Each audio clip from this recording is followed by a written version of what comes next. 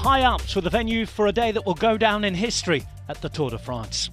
The day before stage 11, the 10th stage had been won by Magnus Kort, king of the mountains in Denmark, king of the big mountains the first time we got to them. Tadej Pogačar held on to the yellow jersey by just 11 seconds from Lennart Kemna, who'd been in the breakaway. Jonas Vingegaard would be at 39 seconds. Albertville, venue for the Winter Olympics 30 years ago, was the venue for the start of stage 11. A day that no cycling fan who was watching would ever forget. Finishing up the Col du Granon for the first time since 1986, the stage would head up the Télégraphe and the mighty Galibier.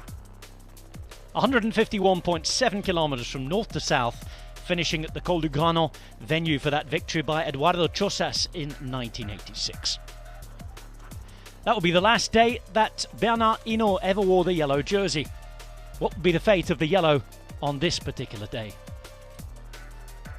Mighty gradients all along the day, over 4,000 metres of climbing, and a dream breakaway to start up. Mathieu van der Poel and Wout van Aert acting like it was Boxing Day at Zolder, going away together. Van Aert would extend his lead in the points classification, taking 20. And 20 was the number of the riders up the road in the early breakaway. It took 30 kilometres to form and would soon grab quite a gap going over the first Lacet de Montvernier climb. Then, at the top of the Télégraphe, it all kicked off. Jumbo-Visma launching a huge attack. Van Aert already up the road with Laporte, ready to contribute. Primož Roglic and Jonas Vingegaard going at Tadej Pogačar like it was the 1950s. Coppi Bartali, riders on their own almost. Epic stuff, still with almost 60 k's to go. Marc Soler really stuck up and stood to be counted. He'd be there trying to defend things for UAE Emirates, who are already weakened by coronavirus.